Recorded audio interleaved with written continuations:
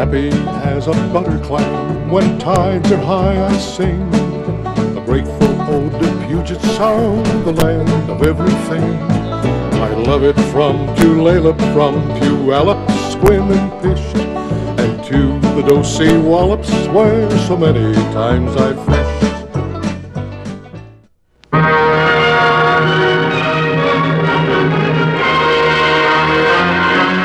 From the big sky above to the deep sea below, here is a fascinating look at the world about us, the colorful sights and sounds of the Northwest world in action. An exciting world, an adventurous world, the world of Exploration Northwest. Your host, Don McCune. First to transit the Northwest Passage twice in one season, the U.S. Coast Guard cutter Icebreaker Northwind, in her 1970 winter patrol, penetrated beyond the Arctic Circle itself. Her orders to come to grips with the polar ice pack and test the feasibility of winter shipping off the western coast of Alaska. Tonight, Exploration Northwest presents the first of an exciting two-part adventure, the 6,000-mile odyssey of the Northwind. Good evening, and welcome to Exploration Northwest. For nearly a century, the United States Coast Guard has been closely linked to our country's efforts to unlock the secrets of the seas about us, including the ice-locked extremities of our Earth. Over the years, many of these adventurous odysseys have originated on the West Coast. The old Coast Guard cutter Bear, for example, whose exploits in both the Arctic and Antarctic are legend, used Seattle as her summer base for over 40 years. During her long and distinguished career, many of her proudest moments took place in the ice-bound seas to the north. For 90 years in all, she served her country and humanity, and her crews left a record for others to follow. It is to the many who served aboard the Bear, as well as to the memory of the lady herself, that this program is dedicated. The story of one who follows in her gallant tradition, the Odyssey of the Northwind.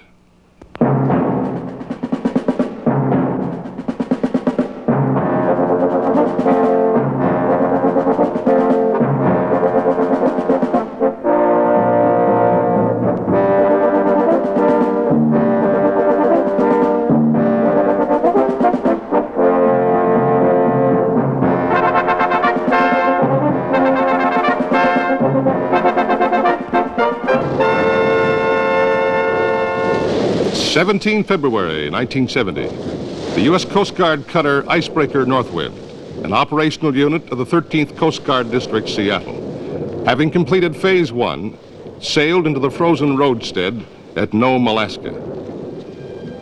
After almost a month of sea duty, Nome would be the last Liberty port before touching home again on the 17th of April.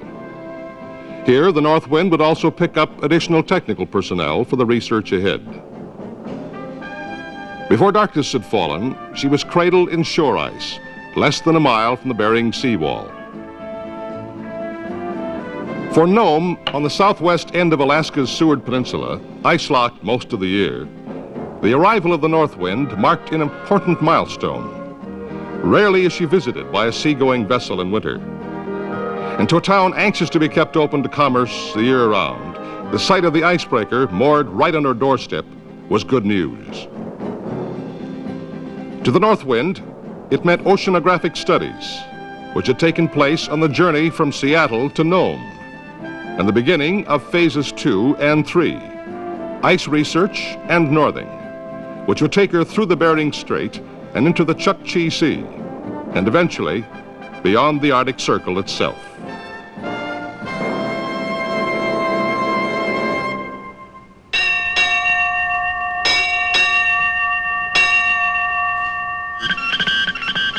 On 19 February at 10:55 a.m. Whiskey, Alaska time, the Northwind pulled loose from her icebound berth at Nome. Her orders to proceed to Port Clarence. Under the command of Captain Donald McCann, Jr., a veteran of 25 years in the Coast Guard and the first skipper ever to transit the fabled Northwest Passage twice in one season, she pointed her heavily reinforced nose to the north, and entered the no-man's land of the ice-packed Bering Strait, leading to the Chukchi Sea.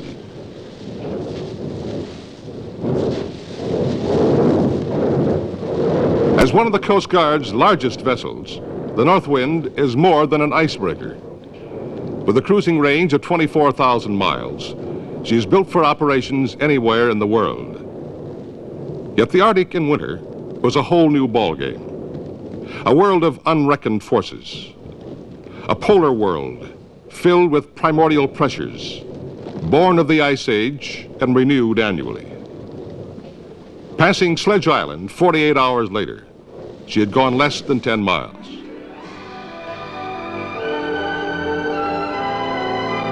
Yet to test the feasibility of wintertime navigation, as part of her 1970 winter patrol, the Northwind, under Captain McCann, would venture into areas where no surface vessel had ever gone before this time of year.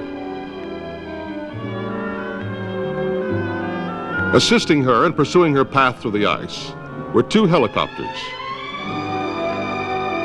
Stored on the main deck, they supplied the support work necessary to maintain the success of the mission.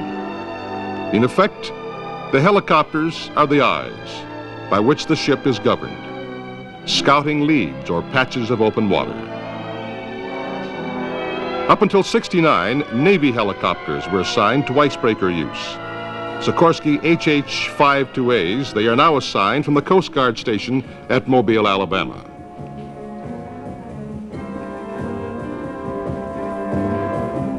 To ready the first plane for the takeoff requires approximately 20 minutes.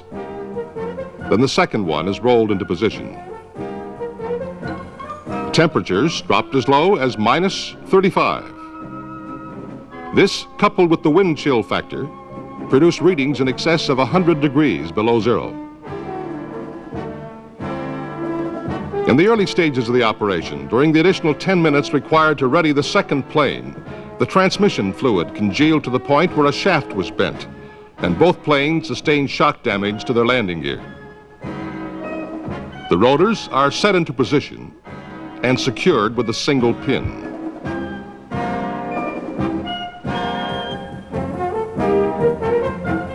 The basic allowance: 2 pilots, a crewman, and an ice observer. Maximum effective range, 150-mile radius from ship, depending on fuel and load.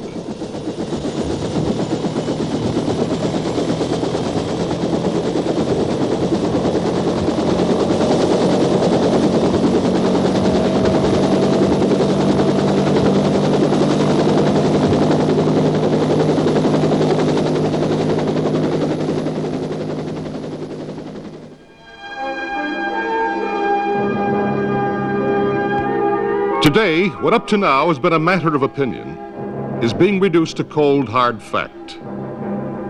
Spurred on by increased interest in the feasibility of winter navigation off the western coast of Alaska, the United States is engaged in extensive research on icebreakers themselves.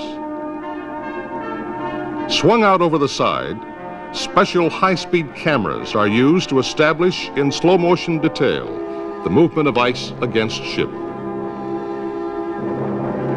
Filming at up to 400 frames per second, they seek to throw new light on questions of hull design and configuration, recording answers which could increase the life expectancy of icebreakers currently in use, and outlining the shape of icebreakers to come in this rapidly changing economy of the North.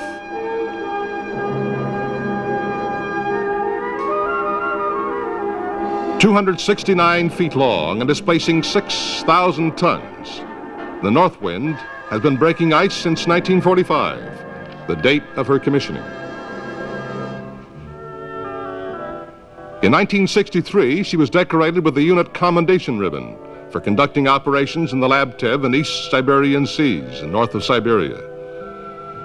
During the 1964 Alaska Patrol, she installed an unmanned oceanographic station on Fairway Rock in the middle of the Bering Straits, from which scientists make determinations of the amount of water which flows between the North Pacific and the Arctic Basin. In 1965, she transited the Panama Canal on her way to the Kara Sea. A veteran of both the Arctic and the Antarctic, In 1967, the Northwind was called upon to rescue the Canadian Oceanographic Survey vessel, Richardson, trapped in the ice north of Point Barrow.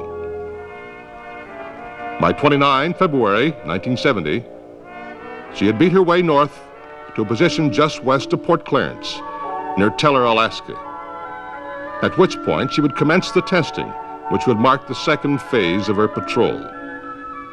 In the meantime, the Bering Strait, that slender, ice-clogged arm separating Alaska from the Soviet Union, had given her a strong taste of what was to come.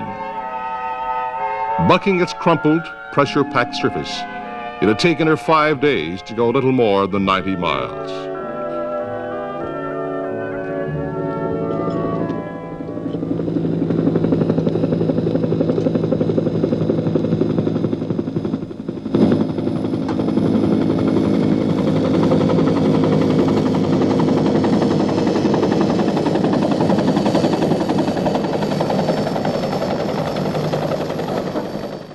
Coinciding with the start of Phase 2, the Northwind is visited by Admiral Chester A. Richmond, Chief of the Coast Guard Research and Development Program, and a keen observer of the testing to follow. In keeping with his distinguished rank, the Admiral's flag is flown from the yardarm, and from the galley, the appetizing aroma of steak for all hands.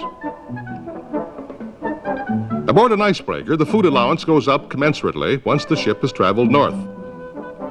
As usual, ship's protocol is observed. As president of the wardroom mess, the executive officer, Commander Gordon Hall, occupies the head of the table, with Admiral Richmond on the right and Captain McCann to his left. In the Coast Guard, as elsewhere in the Maritime Service, 4 messes are served. Normally, the captain has his own in his quarters. In honor of the occasion, the ship's officers invited both of the senior members to join them in the wardroom. On the mess deck, the stewards prepared for the major chow line. With 168 hungry enlisted men to feed, this adds up to all the crew, with the exception of the chief petty officers. They have their own. 7 cooks feed just the enlisted people. The ship carried provisions for 5 months. With the addition of extra personnel, including research and technical crews over and beyond their own complement, the Northwind frequently found it necessary to serve the meals in 2 shifts. Despite long months away from home, icebreaker duty is generally regarded as good duty. Aboard the ship, the men touch base with history. The first vessel to push through the Northwest Passage, Roald Amundsen's Joa, took 3 years, beginning in 1904. The Northwind in 1969 made it in 30 days.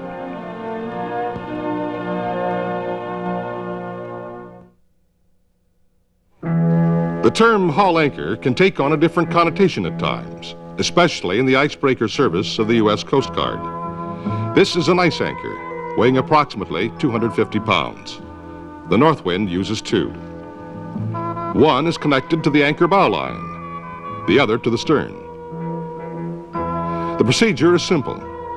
A hole is chopped in the ice a suitable distance from the ship and large enough to accommodate the anchor. To solidify the connection, once the anchor is in place, the hole is filled with water, which removed from its more spacious location and placed in this smaller container will shortly freeze solid.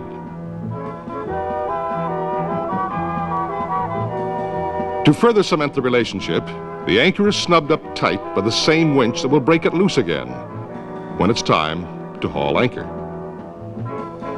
Normally, they're used only when the ship is in one place for a while. Phase 2 is scheduled for 7 days.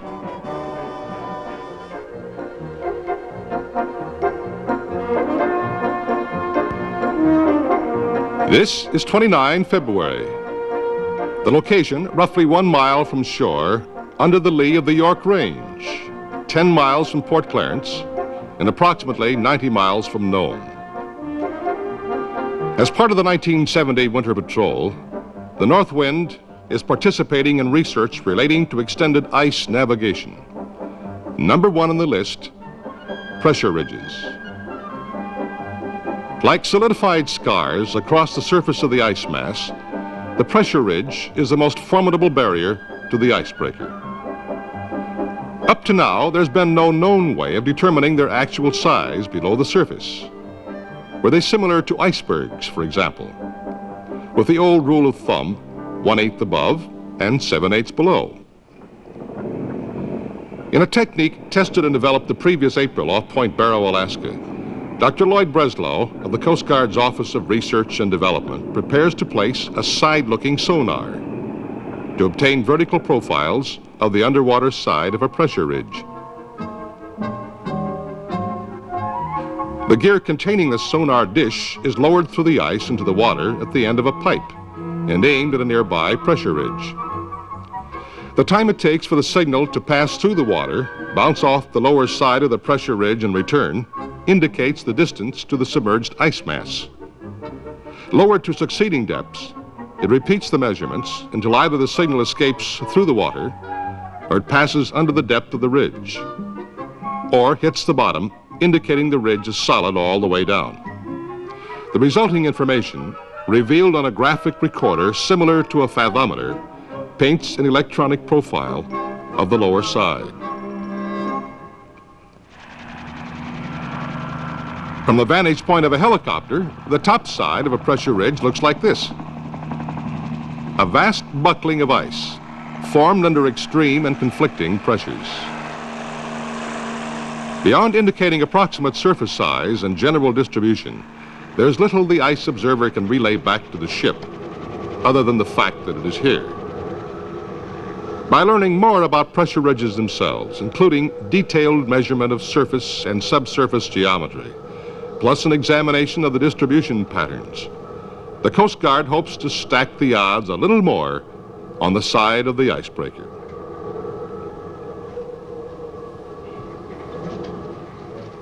To the Sandia laboratories who make them, this is known as a penetrometer, a projectile capable of registering the degree of deceleration as it penetrates the ice. To the Coast Guard crew charged with the responsibility of dropping it, it's known as Fat Albert.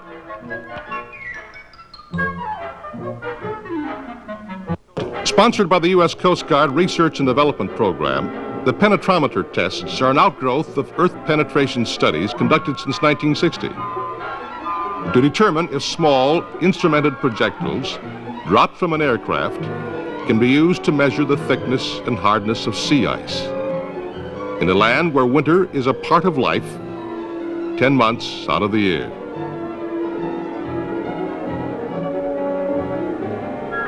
Working well out beyond range of land, the chopper heads for the target area.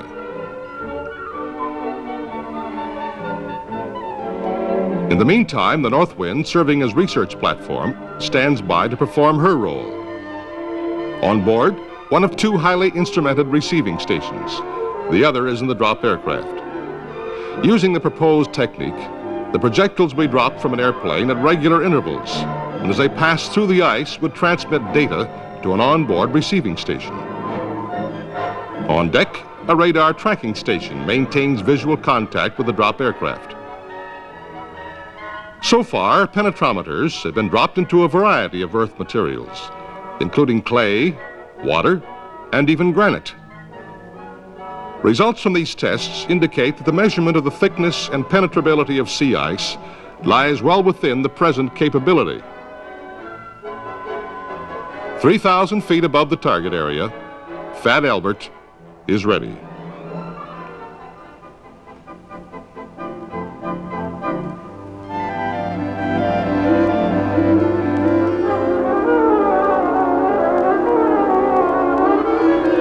Each penetrometer is equipped with a 20-foot-long trailing cable attached to a small parachute containing a transmitter.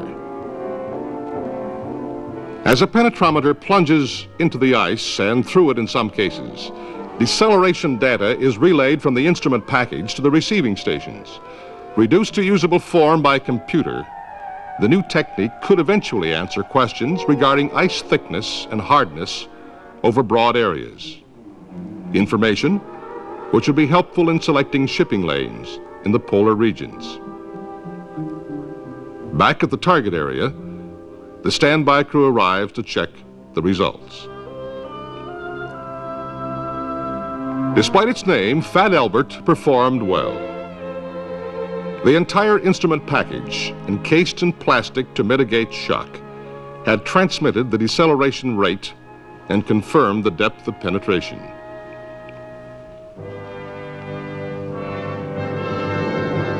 As the fifth drop in the series, Fat Albert rates a visit by Admiral Richmond and Captain McCann. Except for those penetrometers which passed through the ice into the water, all others were recovered. Highlighted by this peaceful bombing of the polar ice pack, Phase 2 of the winter patrol is classified a marked success. One more step in the continuing struggle of man against the Arctic, here at the top of the world.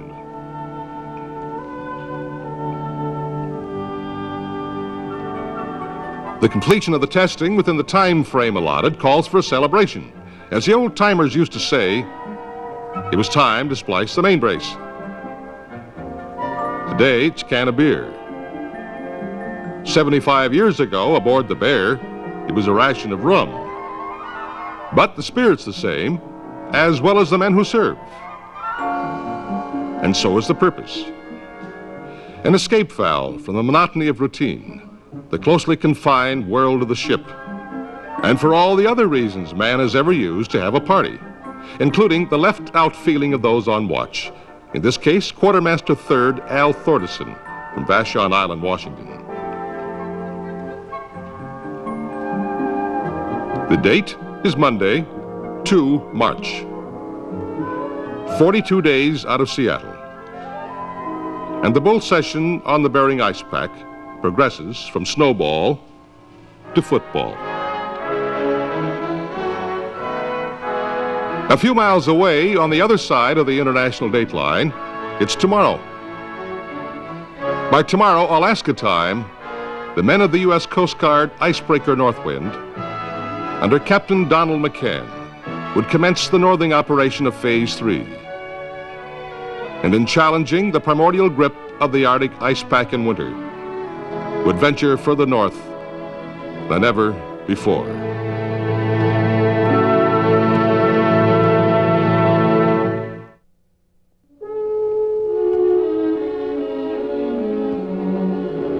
The date, 3 March, 1970. Her position in heavy ice just off Port Clarence, Alaska.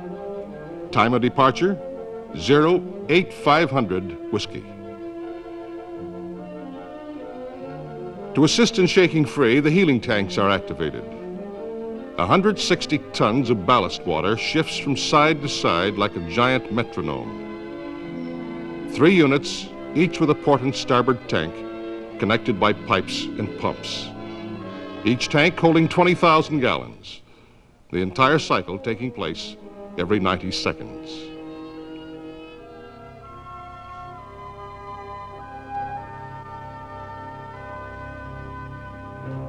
Leaving the moorage she has held for the past 7 days, the Northwind heads out to the pack ice toward Cape Prince of Wales and the Chukchi Sea. Her orders to venture as far north as possible, commensurate with the safety of the vessel, and to test the midwinter grip of the polar ice pack.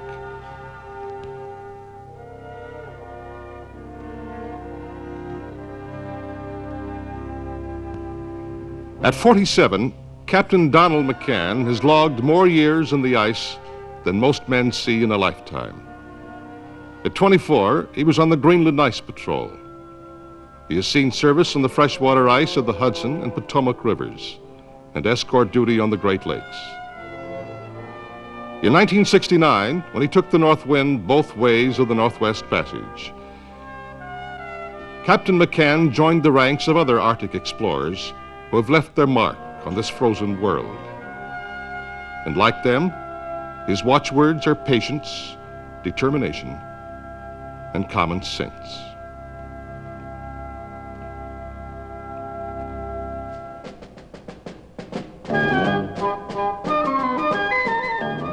Despite all natural obstacles, life on an icebreaker proceeds at its own pace, from filling a cavity to pressing the wardroom laundry. With 200 men aboard, laundry's an everyday thing. So is baking. A hungry crew leans pretty heavy on the staff of life. And after 25 years of service, the Northwind has seen a lot of appetites come and go. Designed originally to keep Greenland out of the hands of the Nazis back in World War II, her 5-inch guns were only removed last season. The Northwind, like the men who sail her, was built to take it. Punching through the pack ice of the Arctic, her engines can go from full ahead to full astern, up to 700 times a day. She logs enough time to more than double her number of statute miles.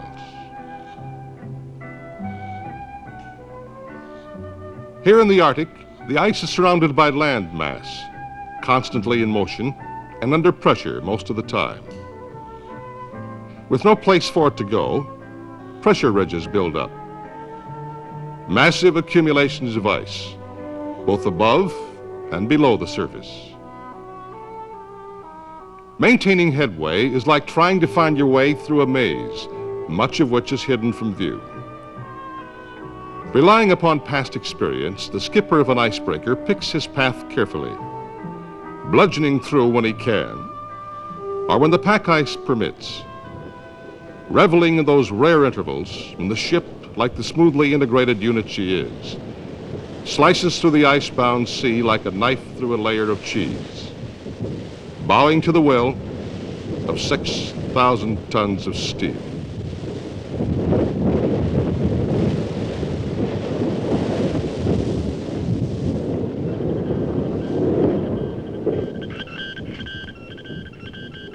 Daily SITREP, or situation reports, are dispatched direct to operational control. In these waters, the 17th Coast Guard District, Juneau, Alaska.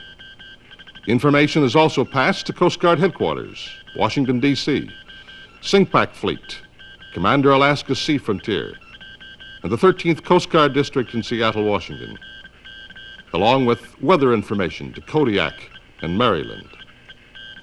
Type of information, total miles cruised, type of ice encountered, etc. Mostly, each day is a repetition of the day before. For each mile gained, another mile is spent in reverse, backing off to try it again. When they get stuck, they blast. Average charge, 50 to 100 pounds. Normally, they drill to place explosives. Sometimes they use a crack in the ice. The force of the explosion generates a shock wave to the side of the ship. If it's backing down full when it hits, she can get out of there.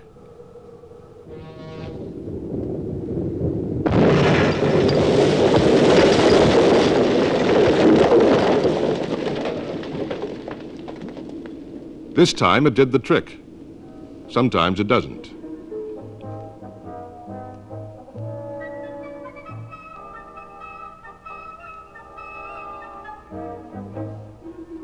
Cephas Jenkins, commissary man second class from Seattle, Washington, has spent 16 years in the Coast Guard, most of them in the icebreaker service.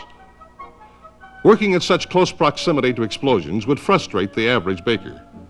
But judging from the results, Jenkins has mastered the art. The cleanup detail does not enjoy such immunity, however. Seaman Brandel got his practice shoveling snow in Fort Dodge, Iowa.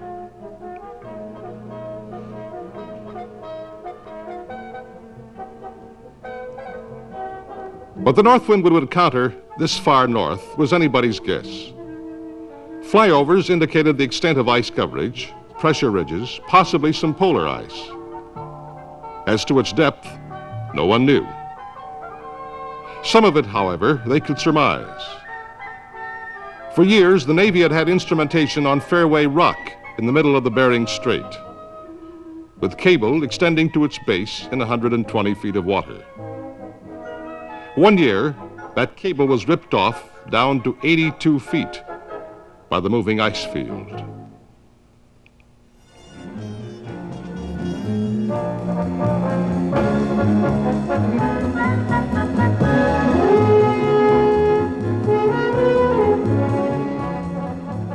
This was young ice, formed during the winter, no more than 8 feet deep, frequently less.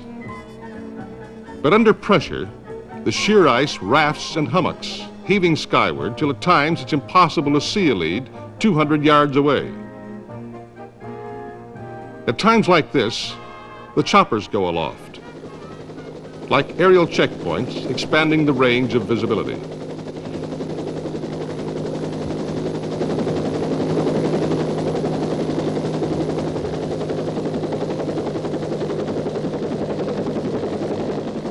This is Lieutenant Rudy Peschel, senior aviator from New Jersey. This is North 7. We are hovering just above the beginning of a very large crack that goes up through all the pressure ridges and everything. So from here on up, we get over this position, the crack runs. We're heading Hovering over the lead, the choppers are a visible target toward which the ship can steer. 7 north, and you're loud and clear, 569 or 6. Assisted by the support troops, like the rat trying to find the cheese, the Northwind maneuvers through the Arctic ice pack off Cape Prince of Wales, skirting the international dateline on the edge of the Chukchi Sea. The date, 11 March, 1970. Operation Northing. On the bridge, radar man First Class Jerry Nezat has the watch. The chart before him, a revealing record of their laborious passage. Leaving Port Clarence and moving up the narrowest part of the Bering Strait, the Northwind had encountered heavy going. Clearing Cape Prince of Wales on the 10th of March, they hit open water. They also found 70-knot winds from the north. After 15 miles, they hit bad ice again. At this point, it looked as if they hadn't a prayer of going anywhere. Then they received unexpected help. Caught in the grip of the floe, the Northwind was being carried north by the strong northerly current through the straits.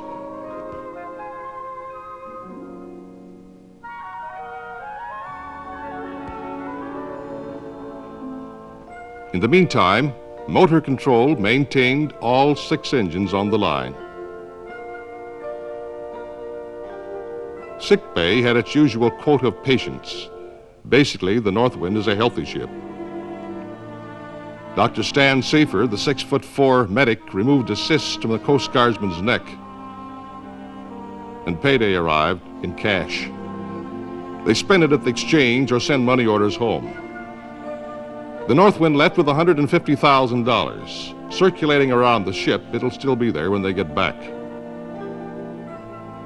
Cephas Jenkins had a little more to send home now.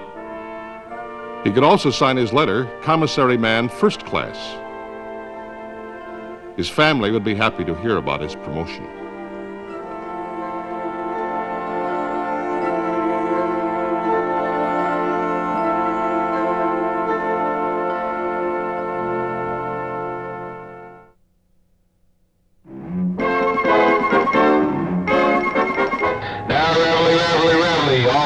Set the mid-watch.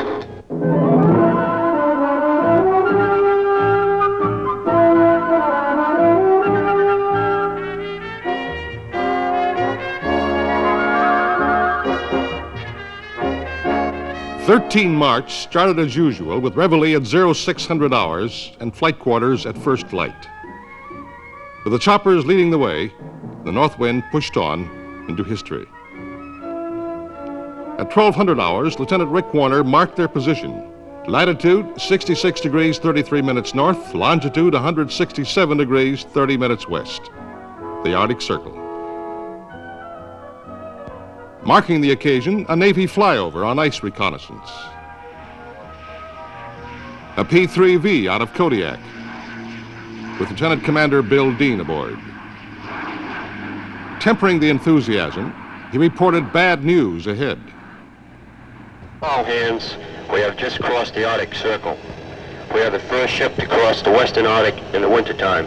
As the first ship ever to penetrate this far north during the peak of the ice season, the Northwind proceeded beyond the Arctic Circle to consolidate her position. The year before, the Coast Guard icebreaker Staten Island had almost made it, but because of previous commitments had been forced to turn back. Now, it was the Northwind's turn. But the battle was not yet won. Commander Bill Dean, reporting from the Navy reconnaissance plane, had indicated the presence of extremely bad ice conditions ahead, and not to go beyond her present position. Subject to the primordial pressure of the polar ice pack, the Northwind was now in the area of multi-year ice. Old ice which has had time to harden to the consistency of steel. Backing down on ice like this, they could wipe out a blade. From bridge to motor control to engine room, the alert was on.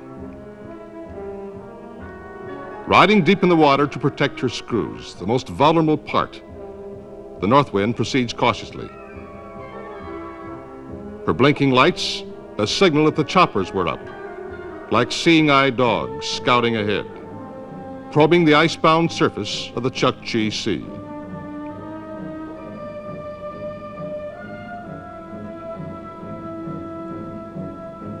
A wind shift from the south could start it piling up behind them, blocking their retreat. It was dangerous to continue. They had established all they could regarding the feasibility study.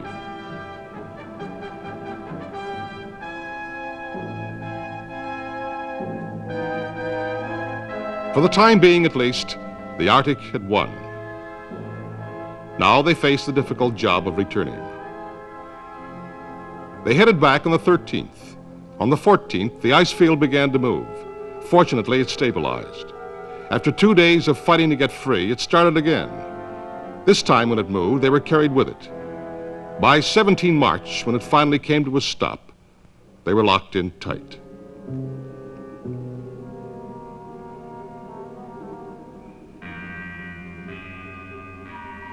Their position, just off Tin City, Alaska. Their situation, helpless.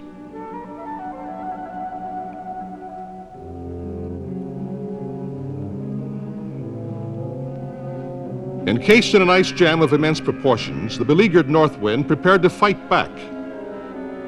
Preliminary strategy called for a heavy salvo in an attempt to weaken the ice 100 yards or so in the immediate area.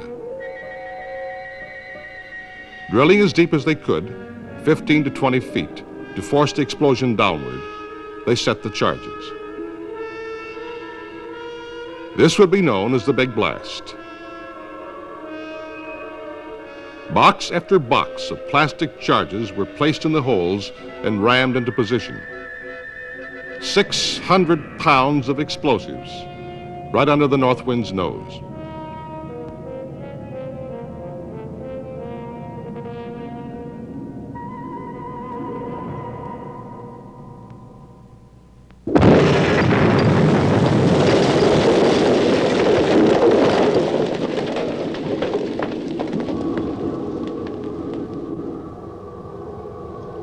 The only visible effect, another black smear on the hull and a broken john in the captain's cabin. For the next 8 days, they tried everything they knew to break her free. As long as they could keep the boilers going, they were okay. But fuel was a problem. The engines were run every 4 hours to honeycomb the area, and water hoses played on the ice 24 hours a day.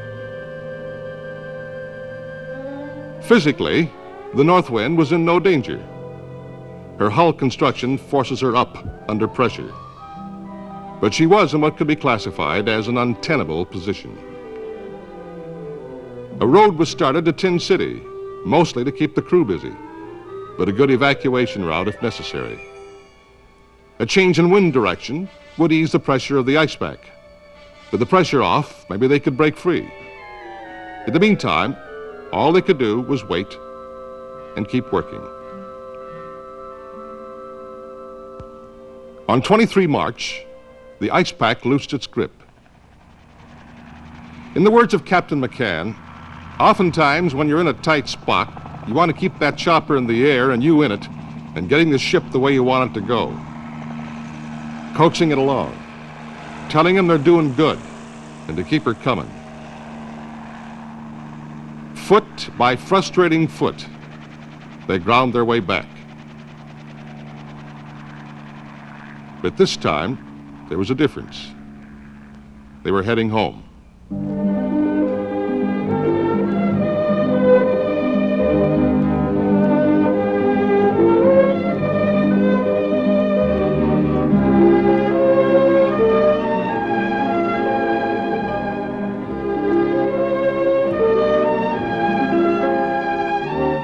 Breaking out of the heavy ice, the Northwind ironically sustained damage to a propeller in the less dangerous ice field and had to rely on the remaining screw.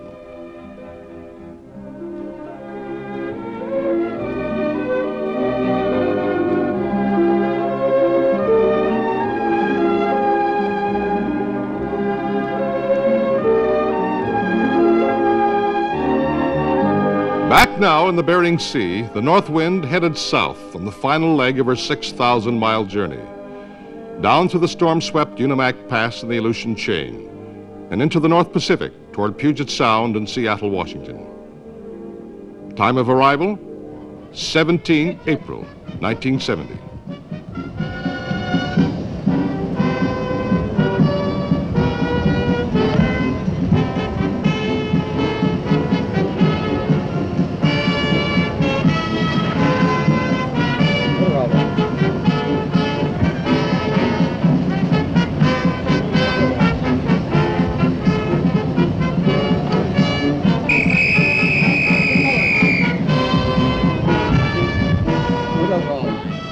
After 87 days of winter patrol, the U.S. Coast Guard cutter icebreaker Northwind had arrived home.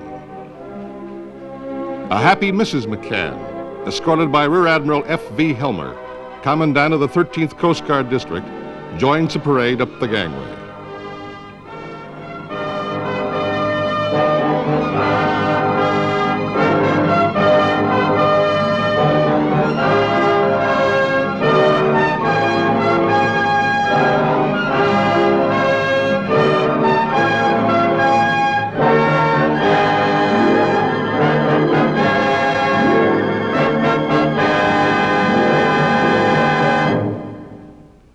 Statistically, the Northwind cruised 6,010 miles, although her screws turned enough times to double that.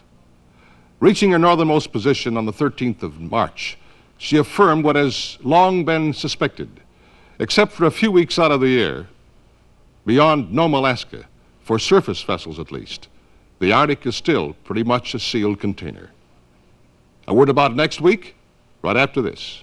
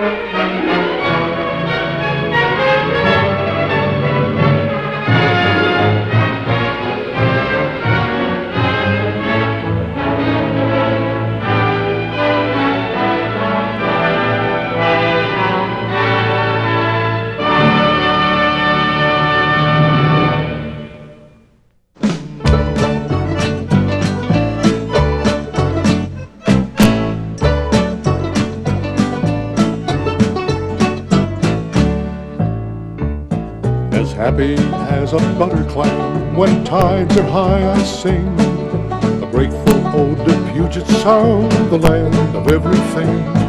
I love it from Tulalip, from Puyallup, swim and fish, and to the Dosey Wallops where so many times I've fished.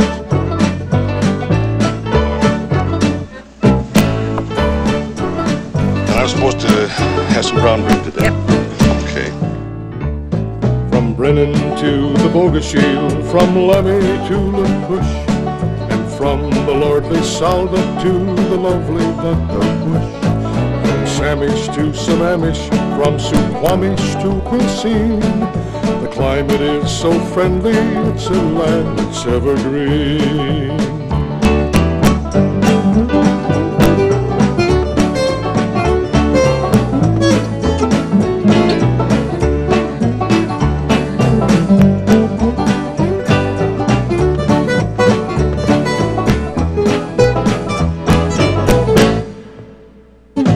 There's Jimacum and Stillicum, where spouts the gooey duck, the singing Stillaguamish and swirling Skookum Chuck, and Noclips and Copalis, where the razor clams abound. A little bit of heaven is a shack on Puget Sound. There's peace on the Skokomish, on the Queets, and on the Hoe. There's calm on the Nisqually, born of ageless ice and snow. A land that nature loves so much, she stays the whole year round. I'd trade a royal palace for a shack on Puget Sound.